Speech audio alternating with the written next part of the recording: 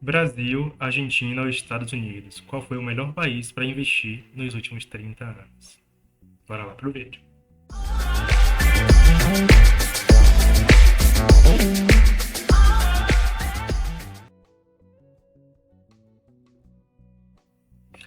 Fala pessoal, André aqui do canal Aposentar em 10 mais uma vez. Eu queria fazer uma comparação, falar um pouco então sobre os conceitos, sobre qual foi o maior país para investir nos últimos 30 anos, né? Na verdade, 29, desde que lançou o novo Plano Real aqui no Brasil. Vamos fazer a comparação entre o Brasil e a Argentina e Estados Unidos. Vamos ver quais deles deram as melhores taxas de rendimento e quais deles tiveram o melhor poder de compra. Antes de tudo, vamos analisar aqui os Estados Unidos. Então, aqui nos Estados Unidos, comparando o período de 1994 até hoje, né, que foi o surgimento do novo Plano Real aqui no Brasil, a gente tem que a taxa de juros média dele foi em volta de 2,4%, né? Então teve altos e baixos, mas a média, essa linha pontilhada que vocês podem ver aqui, foi por volta de 2,4%.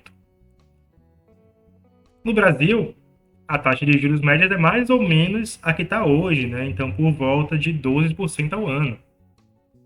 Já na Argentina, a taxa de juros média é por volta de 22%. Então, se a gente parar para analisar aqui só as taxas de juros, a gente pode ver que a taxa de juros da Argentina foi muito maior. Então, se esse fosse o único fator de influência, a gente teria que o rendimento da Argentina seria muito melhor do que o do Brasil. Outro fator que eu estou pegando no ano de 1994 foi porque foi o ano em que teve a paridade de R$ 1 para $1 do Brasil e de um peso argentino para $1 também, na comparação entre essas moedas estrangeiras, né?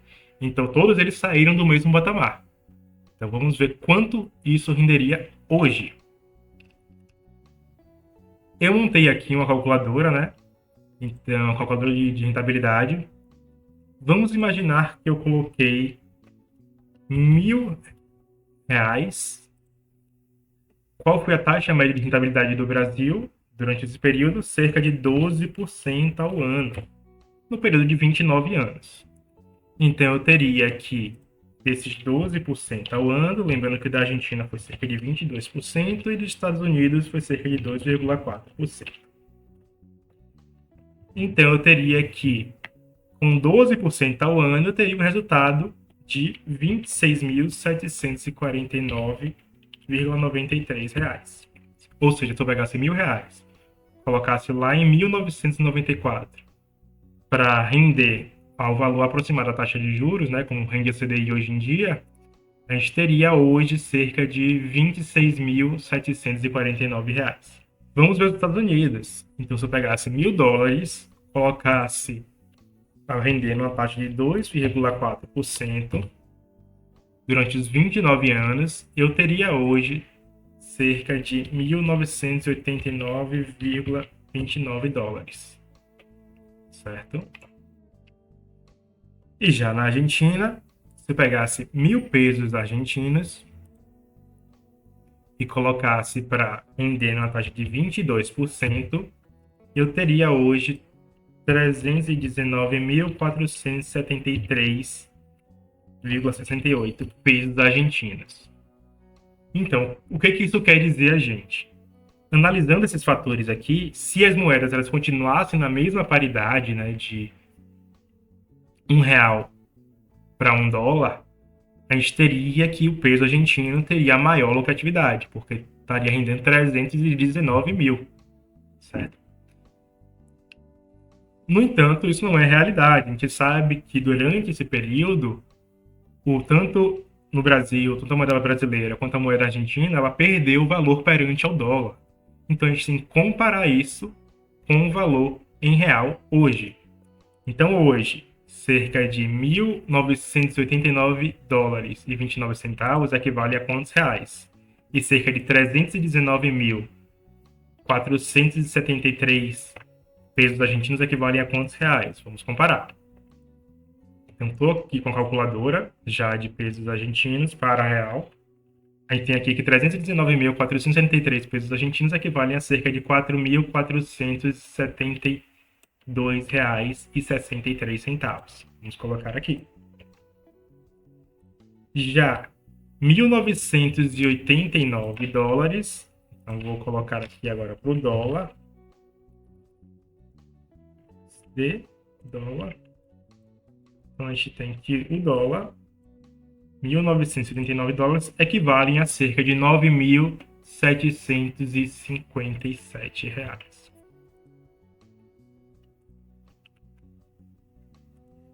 Pronto. Então agora sim a gente pode ter uma comparação real da rentabilidade nesse período. Ou seja, dentre esses 3 investimentos, quem investiu em renda fixa, que acompanha a taxa de juros do país, o melhor resultado foi o Brasil, com 12%. A Argentina, que deu esses incríveis 22%, ele foi o pior resultado. Por que isso acontece? Isso acontece justamente pela perda do poder de compra. Todas as moedas, elas acabam, com a inflação, né, acabam perdendo esse poder de compra ao longo do tempo. Tendo esse poder de compra desvalorizando. É aquilo que a gente ouvia dos nossos avós, que eles compravam terrenos muito mais baratos do que a gente vê hoje. Então tem até aquela piada, né? Na época do meu avô, eu conseguia comprar um terreno, ter uma casa, tudo com 30 anos. Hoje a gente não consegue isso. Por quê? O valor do real hoje, ele tem menos poder de compra do que o valor do real há 20, 30 anos atrás. Essa é a perda de poder de compra. E todas as moedas estão sujeitas a isso. No caso da Argentina, como a gente mostrou aqui, a perda do poder de compra dela foi muito maior do que esse ganho que ela teve de taxa de rentabilidade. Então, o juros real dela foi muito menor. E aqui talvez venha a maior reflexão do dia, né? Então, mesmo o Brasil tendo rendido tudo isso, a gente vê que está sujeito a apenas um país, né? No caso, se a gente estivesse apenas na Argentina, a gente teria perdido o nosso poder de compra. Então, mesmo o Brasil apresentando a melhor rentabilidade durante esses últimos 30 anos, o passado não necessariamente reflete o futuro. Então, a moeda do Brasil em si, ela não é uma moeda tão forte. Por quê? A gente já vê que no Brasil já existiram diversas moedas e essa mudança de moeda, né, mudança de planos monetários, é justamente para tentar corrigir essa inflação. Então, se a gente pegar a Argentina, por exemplo, no último ano ela teve 100% de inflação, ou seja, o poder de compra dela caiu pela metade. E coisas que podem acontecer em cada um dos países. Então, a reflexão que a gente traz aqui é: será que estar concentrado em apenas um país é a melhor solução possível? Então, vi que o Brasil apresentou a maior rentabilidade. Será que estar concentrado no Brasil, que já teve um histórico de grandes inflações e de mudanças de projetos monetários bem frequentes, né? Já teve Cruzeiro Novo, Cruzado, Cruzeiro, diversas outras moedas, será que é a melhor solução possível, a solução sempre com o menor risco possível? Qual seria o risco do Brasil chegar numa situação parecida com a Argentina? E aí, comparando com os Estados Unidos, que apesar da rentabilidade dele não foi tão alta quanto o Brasil durante esse período, a gente tem que o dólar é uma moeda secular, né? Tem mais de um século em que o dólar já existe. Isso mostra o poder em que esse dólar se consolidou com o tempo. Então, a mudança de planos monetários dos Estados Unidos, por exemplo, é muito menor do que o do Brasil.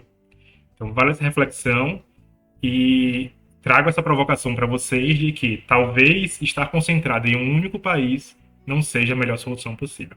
E ficamos por aqui com esse vídeo de hoje. Espero que tenha ajudado vocês a compreender um pouquinho mais sobre esses investimentos em diferentes países, né? Sobre talvez atingir novas rentabilidades ou a problemática de estar concentrado em um único país. E não esquece de deixar o like, deixar aqui o comentário sobre o que você achou sobre o vídeo, compartilhar com seus amigos e se inscrever aqui no canal. Então, até a próxima, pessoal.